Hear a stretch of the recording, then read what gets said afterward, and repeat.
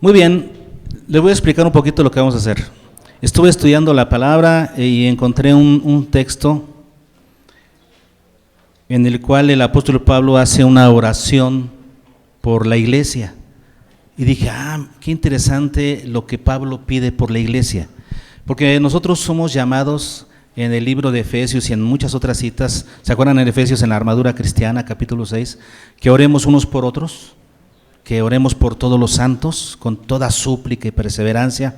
Bueno, es una acción cristiana. Los creyentes, los que somos miembros de la iglesia de Cristo, como somos parte del cuerpo de Cristo, oramos siempre unos por otros. La iglesia es parte de nuestras oraciones diarias. Pero a veces no sabemos qué pedir.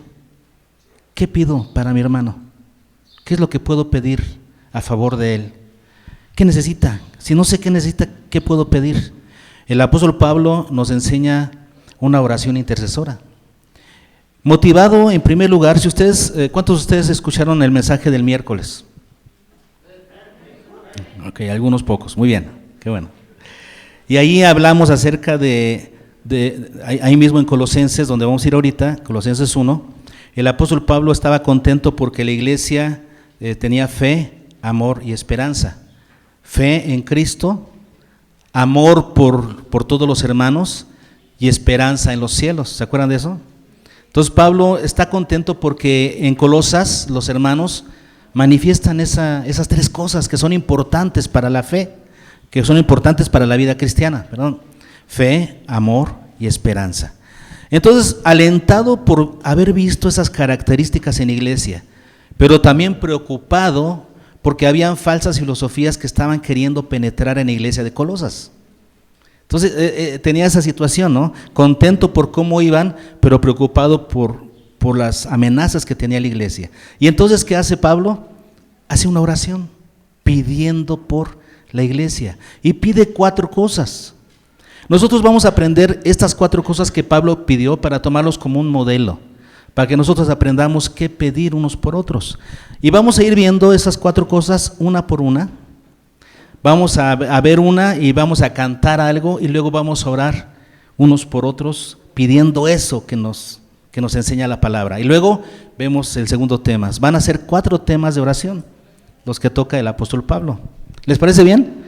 Vamos a hacer esa dinámica. Así es que comenzamos. Dice el apóstol Pablo en Colosenses 1. Colosenses, ¿dónde está Colosenses? Pues en la sección de las cartas paulinas. Las cartas de Pablo. Ahí tenemos Colosenses que tiene nada más 4 capítulos, nada más. Y en Colosenses 1, versículo 9, dice Pablo, por lo cual, se fijan que después de haber hablado de la fe, el amor y la esperanza que había en la iglesia por el evangelio, dice él, por lo cual también nosotros, eso quiere decir, ¿por qué dice nosotros? Porque es Pablo y su equipo, ¿no? Los que lo acompañaban. Pablo siempre tenía su equipo de colaboradores y ellos quiere decir que oraban juntos. Dice, por lo cual también nosotros, desde el día que lo oímos, que oyeron eso, que la iglesia tiene fe, amor y esperanza, dice, no cesamos de orar por vosotros y de pedir. No cesamos de orar y de pedir. No cesamos, ¿qué significa eso? No le paran, no se detienen. Constantemente está la iglesia en la mente de ellos, siempre. Siempre está la iglesia presente, siempre. El tiempo y la distancia no importan, la iglesia siempre está presente en la iglesia, en la mente del siervo, pero en la mente también de la misma iglesia. Y dice el apóstol Pablo entonces que él no cesa de orar y de ¿qué? Y de pedir. ¿Qué es lo que Pablo pide por la iglesia? Y es lo que vamos a descubrir en esta ocasión. La primera cosa por lo que no debemos cesar de pedir por nuestros hermanos, unos por otros, ¿qué es? Nos dice el versículo 9, que seáis, ¿qué? Llenos del conocimiento de su voluntad en toda sabiduría e inteligencia espiritual. Que seáis llenos de ¿qué? llenos del Espíritu Santo. No, no, eso ya estamos. ¿Se dan cuenta que no pide que seamos llenos del Espíritu Santo? No, porque ya somos llenos del Espíritu. Desde que creímos, somos llenos del Espíritu. Entonces, ¿qué pide? Que seamos llenos del conocimiento de ¿qué? ¿De Dios? No. Del conocimiento de la voluntad de Dios para nosotros. Qué importante es esto. Qué importante es que cada creyente sea lleno del conocimiento de la voluntad para uno mismo. ¿Qué es lo que Dios quiere de mí? Sus propósitos, sus metas para mí. Eso es. ¿Es importante conocer a Dios? Sí, lo vamos a ver un poquito más adelante. Pero también igual de importante es conocer los caminos de Dios. ¿Y a qué nos referimos con los caminos de Dios? A la voluntad de Dios, a sus propósitos. ¿Qué es lo que Él persigue para tu vida? ¿Cuáles son los propósitos de Dios para tu vida? ¿Cuáles son los métodos de Dios? O sea, la forma en la que Dios actúa. Todo eso está ¿dónde? En la Biblia. Dios quiere que conozcamos sus propósitos para nosotros, sus métodos para nosotros y también lo que le gusta y lo que no le gusta. Hay cosas que Dios aborrece y nosotros deberíamos saberlo, porque si no lo sabemos vamos a estar cometiendo cosas que Dios aborrece y no lo sabía. ¿Eso te excusa? ¿El no saberlo te excusa? No te excusa. Así como ninguna ley, no eres excusado por no conocer la ley se aplica, la conozcas o no la conozcas. Es importante que todo hijo de Dios, todo creyente, todo cristiano, conozca esto, sea lleno del conocimiento de la voluntad de Dios. ¿Qué es lo que Dios quiere para mi vida? ¿Cómo actúa Dios? ¿Cuáles son sus métodos? ¿Y qué es lo que le gusta? Qué importante es esto en la vida cristiana. Porque a veces nos la pasamos, como dije el miércoles, en el mensaje del miércoles, nos la pasamos cuidando cosas que no son vitales para la vida cristiana, que son cosas secundarias. ¿No se acuerdan del ejemplo del carro, por ejemplo? Que les dije, ¿qué buscas en un carro? Pues hoy en día nos han enseñado a buscar cosas superfluas del carro, cosas que no son indispensables, ¿no? Por ejemplo, que sea demasiado cómodo, que sea eléctrico, que suba las ventanillas con un botón, que se maneje solo, que se estacione solo, y ya al rato ya va para allá la cosa, que se manejen solos, que te subas y ya te lleve para donde vayas, ¿no? Y ya. Pero, ¿qué es lo que buscas de un vehículo? Que te lleve con seguridad. Un vehículo que tenga buenas llantas, buena dirección, que las tenga en buen estado, que tenga un buen motor, ¿no? Y es lo que necesitas para que te lleve. Pero nosotros buscamos a veces otras cosas. Y en la vida cristiana es lo mismo. Hay cosas que son indispensables para la vida cristiana y cosas que son adornos. Y la iglesia se la pasa buscando los adornos y hace a un lado lo que es indispensable. Aquí el apóstol Pablo está pidiendo que la iglesia, que los cristianos, que los hermanos sean capaces de discernir lo que verdaderamente es la voluntad de Dios para sus vidas. Es lo que Pablo está pidiendo, que la iglesia desarrolle esa capacidad de discernimiento para conocer la voluntad divina, que no se la pierda, que la sepa perfectamente bien. Ahora ustedes díganme, pensando en esa voluntad divina para nosotros, ¿cuántos de ustedes conocen los propósitos de Dios para su vida? ¿Qué es lo que Dios quiere para ti? ¿Lo sabes? A ver, díganmelo. Dios quiere que seas salvo, claro. Lo primero es que Dios quiere que seas salvo, que seas obediente al Evangelio y que estés seguro de tu salvación, que no andes con la salvación jugando de que seré, no seré. No. Dios quiere que seas salvo. Ese es su primer propósito. Después, ¿qué más? Después de ser salvo, ¿qué más? Que seas santo. La santidad, o sea, el crecimiento en la santidad es la voluntad divina. ¿Qué más? Compartir el Evangelio. Dios quiere que te conviertas en un mensajero del Evangelio, que seas un discípulo haciendo discípulos. ¿Qué más? Servir, que seas un siervo, ¿sí? Que seas formado como un siervo, porque así le reflejas mejor. Jesús dijo, yo no he venido para ser servido, sino para servir. Cuando tú sirves, eres un modelo de Jesús. Te pareces a Jesús. De hecho, tenemos los 5 propósitos ahí, ¿no? Evangelismo, devoción. ¿La devoción será un propósito de Dios?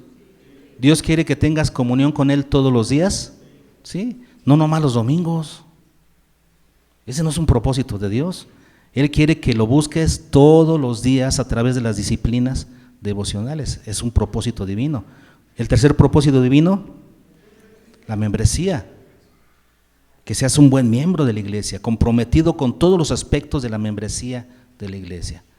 Después lo que decía Polo, ¿no? La santidad que tiene que ver con la madurez, crecer en carácter, parecerte a Cristo en la conducta. ¿Será un propósito divino?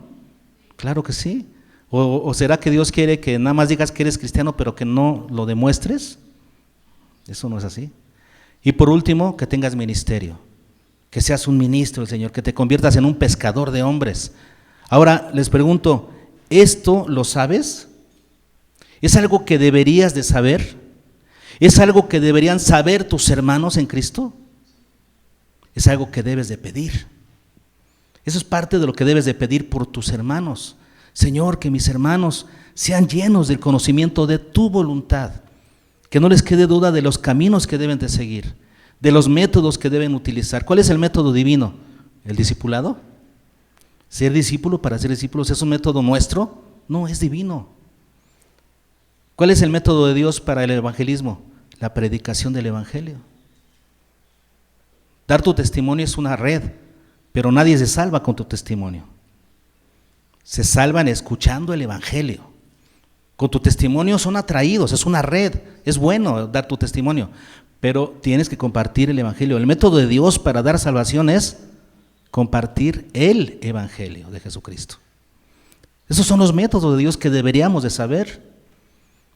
Esa es la oración del apóstol Pablo, que la iglesia conozca la voluntad de Dios, sean llenos del conocimiento de la voluntad de Dios. ¿Pedimos eso? Vamos a practicarlo. Entonces van a encontrar a alguien ahí, alguna pareja de oración. En el punto 2 van a cambiar. Es que ahorita pueden agarrar al que quieran, pero en el punto 2 van a tener que agarrar otra persona distinta, así es que ustedes elegirán, ¿sale? Entonces ahorita pueden orar con la persona que quieran y pidan eso el uno por el otro, ¿sí? Mientras los músicos pasan. ¿Qué más debemos de pedir? Si ya pedimos esto primero, que es que sean llenos del conocimiento de su voluntad.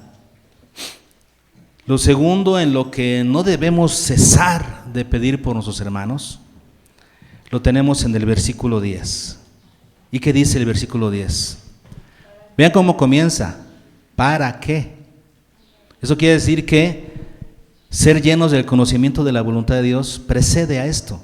Si tú no tienes ese conocimiento de la voluntad de Dios, no vas a poder hacer lo siguiente. Pero una vez que ya eres lleno del conocimiento del Señor, eres capaz de lo siguiente y deberías hacerlo, ¿no? ¿Qué es lo que sigue? Vamos a leer juntos, dice, para que andéis como es digno del Señor. A ver, léalo conmigo. 1, 2, 3. Para que andéis como es digno del Señor. Vivir como es digno del Señor. ¿Para qué quieres ese conocimiento de la voluntad de Dios si no lo vas a aplicar? Pues, entonces mejor no estudies. Hay mayor carga sobre tu vida, mayor compromiso. Entre más conoces, más sabes, mayor compromiso delante de Dios. Ya sabes, ahora aplícalo a tu vida, porque Dios quiere que vivas como es digno de Él. ¿Qué significa digno? Significa que merece. Alguien es digno, ¿por qué? Porque merece, se lo ha ganado. Ahora yo pregunto, ¿nuestro Señor se ha ganado el derecho de vivir para Él? ¿Se lo ha ganado? Se lo ha ganado porque en primer lugar es nuestro creador. Ya desde ahí, ¿no? Él es el que te creó, le perteneces, Él es tu dueño, simplemente porque te creó, quieras o no. Pero además es tu proveedor, la providencia de Dios tan hermosa, porque sale el sol sobre buenos y malos. Dios es bueno. ¿Qué más? Su salvación, porque Él murió por ti, pagó el precio, nos redimió, pagó el precio, nos justificó, nos santificó, nos adoptó como sus hijos. ¿Se lo merece? Y Él está en los cielos, pero un día vendrá como Señor y juez y nos llevará con Él para su gloria eterna. ¿Merece? ¿Él es digno? Tenemos que vivir como es digno del Señor, de manera que Él se vea contento, que Él se vea satisfecho, porque estamos viviendo como Él lo merece, de acuerdo a lo que Él se ha ganado, porque el Señor se lo ha ganado. Dice la Escritura que Él, siendo Dios, ¿verdad?, que merecía todo ya, pero por su muerte en la cruz, a Él se le dio un nombre que es sobre todo nombre, para que en el nombre de Jesús se doble toda rodilla. Él es digno y Él merece que vivamos para Él. Ahora, entonces, hermanos, ¿qué debemos pedir por los hermanos? Que aprendan una virtud. Esta es una virtud, andar como es digno del Señor. Es una virtud porque requiere esfuerzo. Sí, porque si alguien que tiene una mentalidad excelente, Dios le dio una mentalidad matemática maravillosa y saca puro 10 en matemáticas, ¿tiene chiste? No tiene chiste porque tiene una mente muy buena. No, portarse bien es una virtud. Respetar a los mayores es una virtud. Rendirse a Dios es una virtud. Esas son virtudes. Hay papás que premian más a sus hijos por buenas calificaciones, aunque tengan mala conducta. ¿No? Se tiene que premiar la virtud, lo que cuesta, lo que es verdaderamente importante. Y aquí el Señor nos habla de esto, ¿no? Tenemos que aprender una virtud. ¿Cuál es la virtud? Andar como es digno del Señor. Es algo que tenemos que aprender. Ahora, ¿cómo vivimos así dignamente? El apóstol Pablo nos da la respuesta, porque aquí Pablo nos da 3 incisos de lo que es vivir dignamente para el Señor. El mismo Pablo nos da la respuesta en este versículo 10. ¿Cómo es vivir dignamente para el Señor? Número 1, agradándole en todo.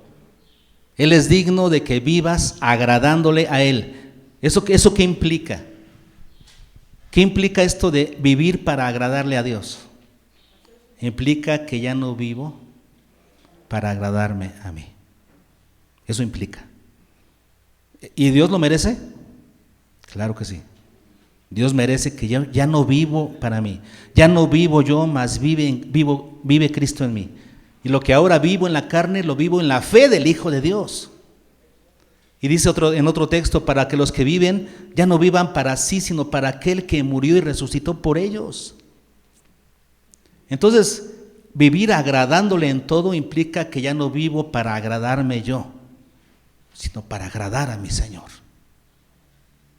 ¿Estamos viviendo así? Esto tiene que ver con conducta, esto tiene que ver con dedicación, tiene que ver con prioridades en la vida. ¿Qué es lo más importante para ti? Tienes que vivir agradándole en todo. Segundo inciso B. ¿De qué otra forma debemos vivir?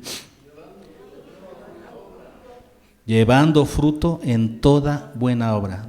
¿Se acuerdan que predicamos de eso ya? Fue la semana pasada, ¿no? Que predicamos acerca de la importancia de llevar fruto. El que no lleva fruto no es su discípulo. Todo aquel que es discípulo lleva fruto para la gloria de Dios. Y no solamente lleva fruto, lleva mucho fruto. ¿Por qué? Porque esa es la premisa en la vida cristiana, llevar mucho fruto. Por eso el Señor, a aquellos que dan fruto, los limpia para que den más fruto. Porque la premisa en el reino de Dios es llevar mucho fruto. Y es lo que dice aquí, llevando fruto en toda buena obra, glorificando a Dios con todo lo que haces. Trayendo fruto significa personas que conozcan a Cristo a través de tu testimonio, a través de tu estilo de vida. Edificación al cuerpo de Cristo, en fin, todo tipo de obra que traiga buenos resultados, ¿no? Para la gloria de Dios. Y número 3, el inciso 3, ¿qué significa vivir dignamente en el Señor? Creciendo en el conocimiento, ahora sí, ¿de qué? De Dios. Creciendo en el conocimiento de Dios. A través de las disciplinas devocionales, a través de leer su palabra sobre todo, porque la única forma de conocer a Dios es leyendo la palabra. Si tú crees que vas a conocer a Dios con ver las estrellas, no, ¿cómo se le llama eso? Las estrellas, la creación, se le llama la revelación general, que es la creación de Dios. Se puede conocer a Dios a través de su creación, parte de Él, pero no todo. ¿Cuál es la única manera de conocer la personalidad de Dios? Todos los propósitos de Dios, los caminos de Dios, o sea, a Dios y sus caminos. La revelación especial, que es la Biblia. No hay más. ¿Quieres conocer a Dios? Tienes que leer la Escritura. Y entonces crecer en el conocimiento de Dios. Si no tienes el conocimiento de Dios, no vas a llevar fruto y por lo tanto no vas a vivir agradándole en todo. Una cosa te va a llevar a la otra. Entonces, aquí el Señor nos está ya enseñando cómo podemos orar, qué debemos pedir por nuestros hermanos. Entonces, en esta segunda parte de nuestra oración por nuestros hermanos, ¿qué vamos a pedir? Señor, mi deseo para mi hermano es que mi hermano o mi hermana ande a la hora de andar en esta vida, que ande como es digno de ti. ¿Qué significa eso? Que mi hermana te agrade en todo, lleve fruto a través de su vida, de su estilo de vida, y te conozca cada día más a través de las disciplinas devocionales. Y yo voy a estar ahí para ayudarle, porque parte de la oración es no solamente pedir, sino decir, y cuando mi hermano me necesite, entre en un bache en estos propósitos de vivir como es digno del Señor. Cuando entre en un bache y no pueda más, ahí voy a estar yo, para ayudar a mi hermano y jalarlo y sacarlo adelante, como mi hermano me va a ayudar a mí cuando yo lo necesite. ¿Oramos? Ahora busquen a otra persona, otra pareja de oración, y vamos a pedir esto, pidan esto, háganlo con seriedad, díganle, Señor, de verdad, esto pido por mi hermano, por mi hermana en Cristo. Amén. Muy bien. Es lo que dice este canto, ¿no? Que es el reflejo de lo que veníamos diciendo. El Señor lo merece. Y aquí dice, yo quiero corresponder al amor que tú me das. Eso es vivir como es digno del Señor. El tercer tema de oración, cuando intercedamos por nuestros hermanos en la iglesia, ¿cuál es? Versículo 11. Fortalecidos con todo poder.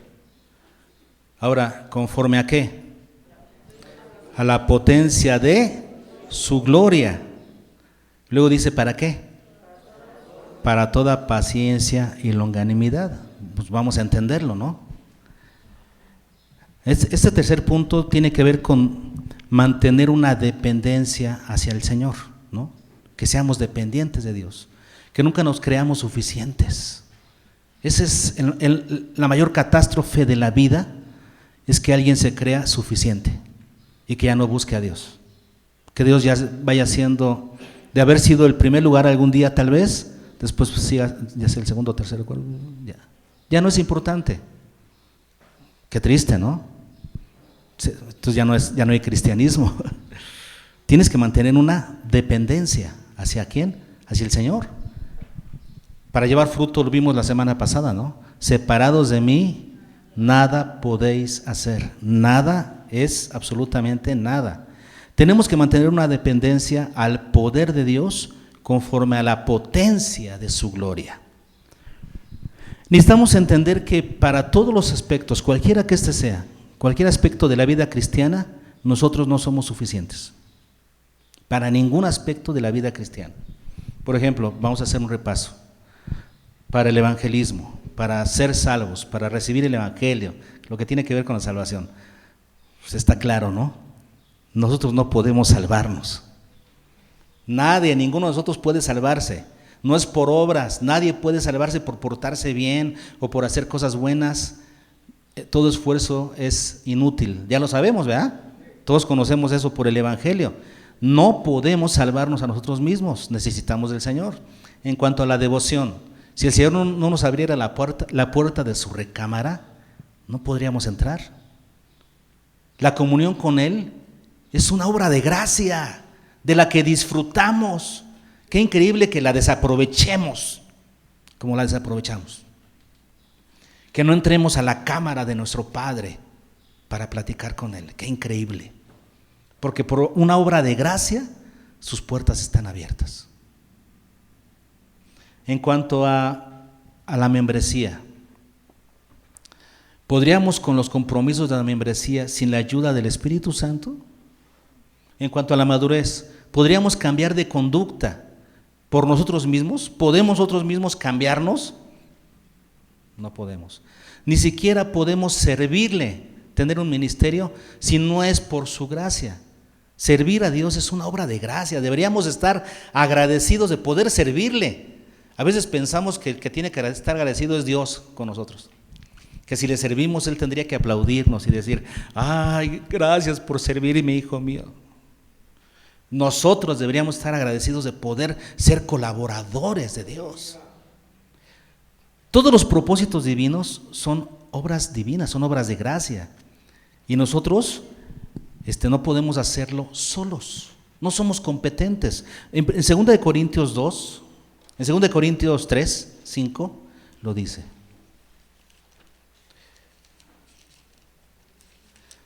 Segunda de Corintios 3, 5, y dice así: no que seamos competentes por nosotros mismos para pensar algo como de nosotros mismos, sino que nuestra competencia proviene de Dios, el cual asimismo nos hizo ministros competentes del nuevo pacto. Hermanos, si somos ministros competentes del nuevo pacto, es una obra de gracia. Él nos hizo competentes.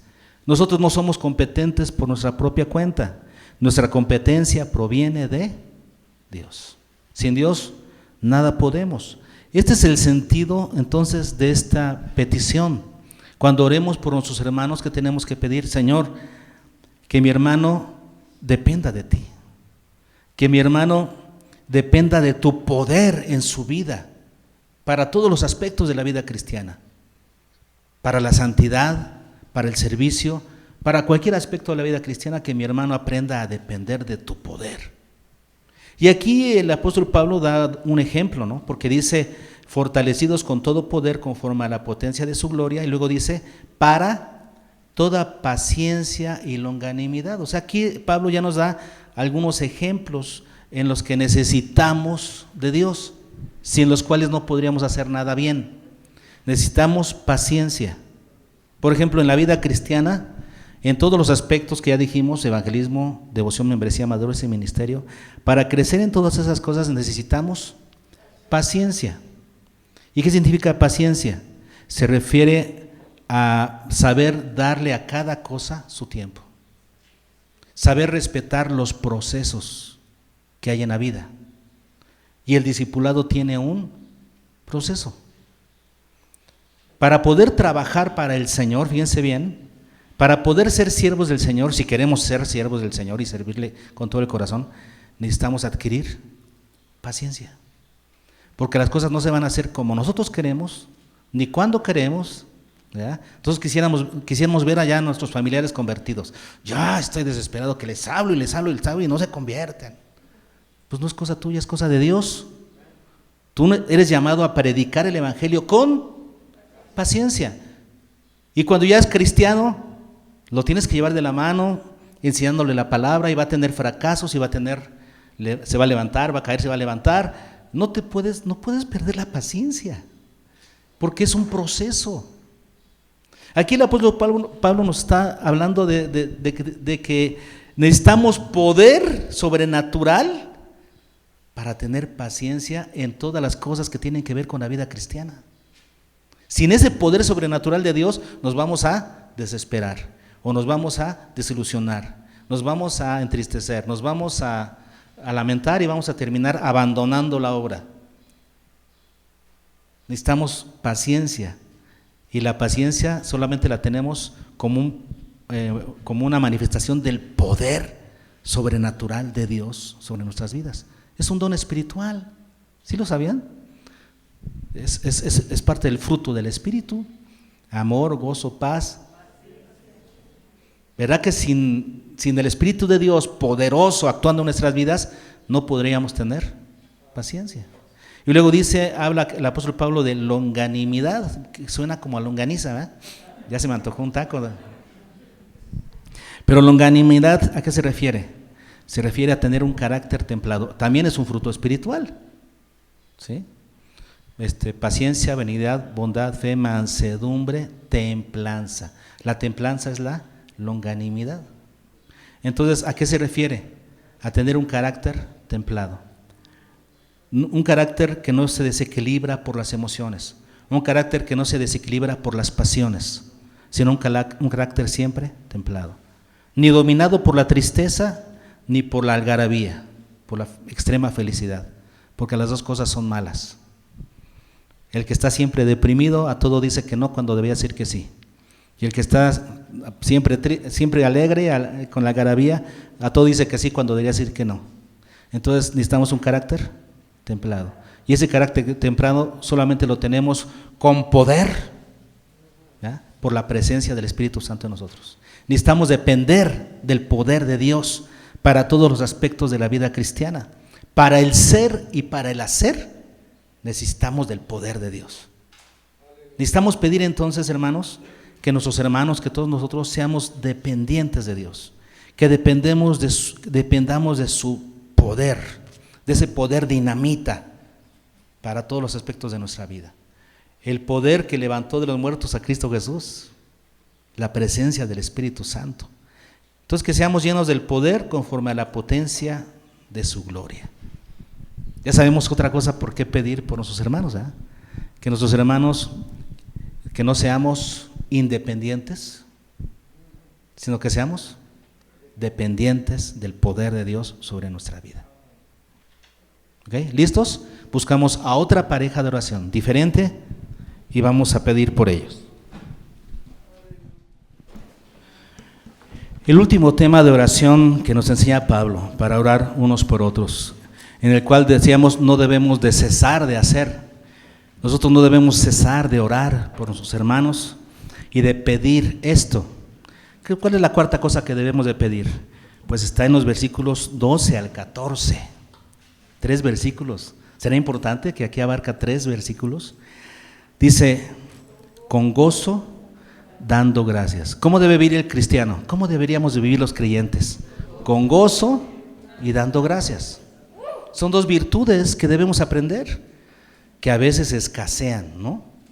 Porque vemos a una persona en la calle todo así, todo mal encarado y tocando el claxon, echando bronca a todo el mundo y decimos, este no es cristiano. Y sucede que llega a la iglesia. ¿Dónde está el gozo? Y acuérdense que el gozo no significa que vayas riéndote por el camino todo el tiempo, ¿no? Que vayas manejando y no, eso no es gozo. El gozo es algo, es positivismo, es contentamiento, ¿no? A pesar de cualquier circunstancia. El verdadero gozo.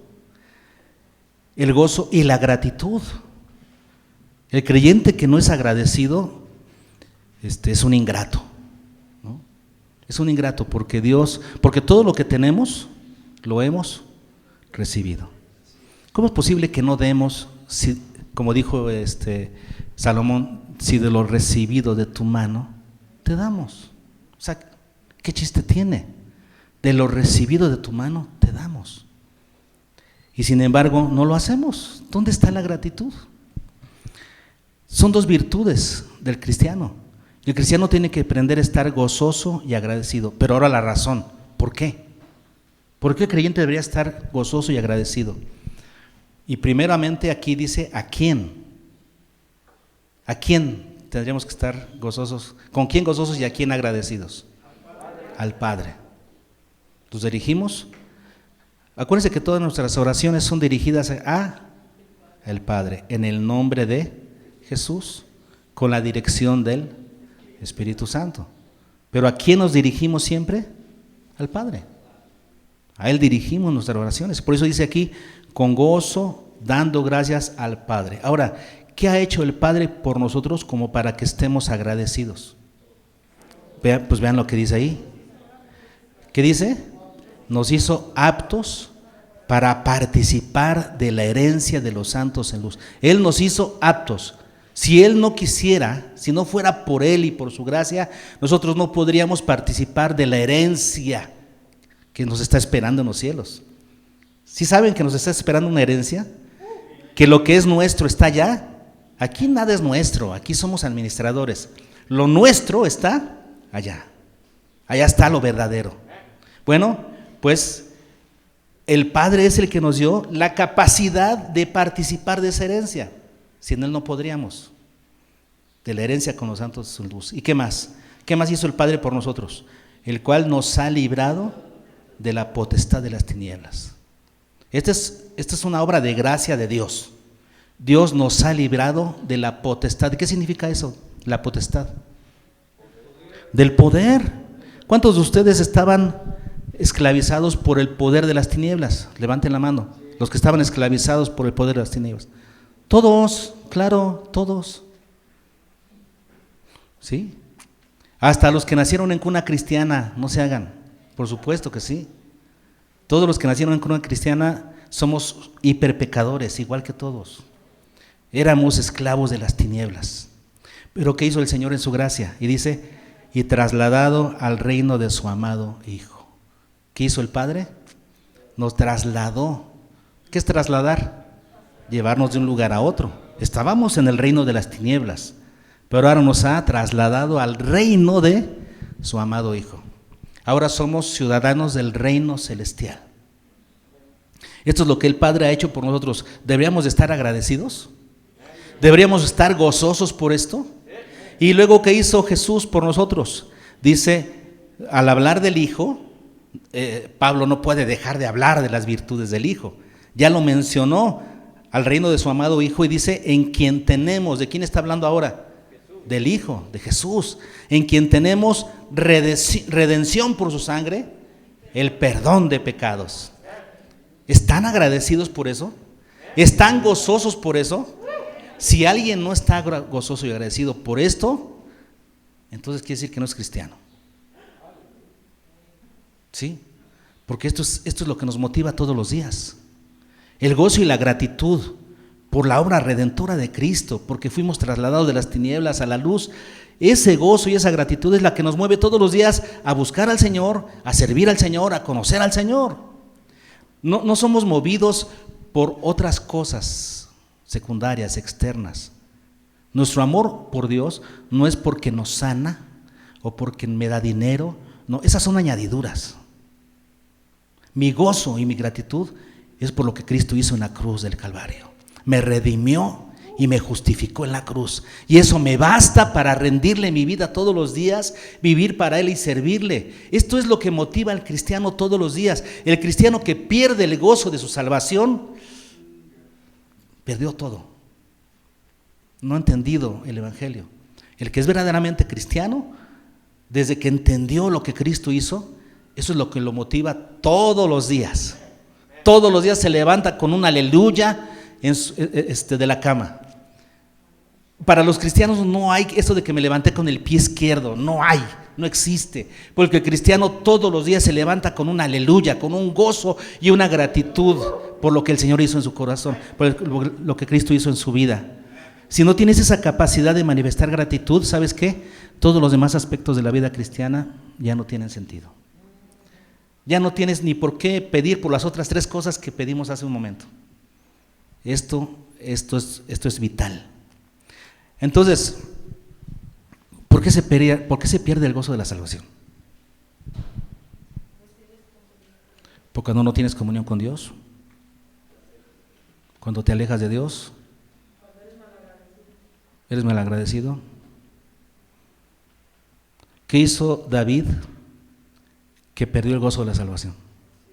Porque él escribió el Salmo 51 y le pidió en su salmo a Dios, le dijo, Señor, devuélveme el gozo de tu salvación. Quiere decir que lo había perdido. Y ese Salmo 51 nos habla de cuando David, ¿qué hizo? Pecó. ¿Qué es lo que te quita el gozo de la salvación? El pecado. Llámale como quieras, cualquier tipo de pecado, pequeñito, grande, insignificante, pecado venial o como le quieras llamar. Cualquier pecado te quita el gozo de la salvación. Y tienes que venir al arrepentimiento, a la confesión con Dios y decirle: Señor, renuévame el gozo de tu salvación, que cada día me despierte motivado para servirte, para agradarte, con gozo, con gratitud. Así se tiene que vivir la vida cristiana todos los días. Si no la vives así, estás enfermo. Espiritualmente estás enfermo. Es como cuando alguien va al doctor y viene todo desganado y le dice: ¿cómo come usted? No he comido en 3 días, no tengo hambre, doctor. Algo está grave. ¿Cómo que no tienes hambre? Aquel que no tiene hambre y no come está grave, tiene algo mal. Y el doctor lo tiene que auscultar y ver que está mal y recetar algo. Esto está mal. Si un cristiano me dice: no he leído la Biblia toda la semana, está enfermo, es un cristiano enfermo, es un cristiano que está en pecado. Y ese pecado no lo hace disfrutar el gozo de su salvación. Tenemos que pedir esto, ¿no?